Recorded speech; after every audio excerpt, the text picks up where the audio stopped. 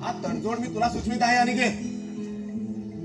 नाहीतर एक दिवस पस्तावण्याची पाळी येईल तुझ्यावर अनिकेत, पस्तावण्याची. ज्याने मला जन्माला घातलाय तोच माझं भविष्य घडवण्यास समर्थ आहे.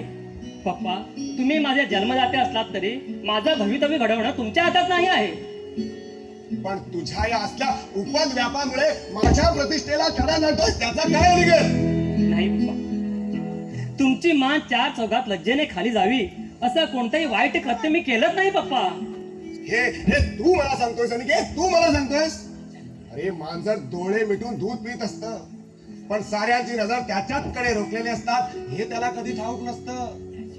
या शहरातील एका श्रीमंत काकाजीच्या मुलानं झोपडपट्टीसारख्या गलीच वस्तीत जाणं यासारखी शर्मेची गोष्ट आणि कुठली दुसरी असेल या जगात? पप्पा, तुमचं काहीतरी गैरसमज झालाय. मी त्या झोपडपट्टीत जरूर जातो, पण कसल्याही हीन कृत्यासाठी नाही, तर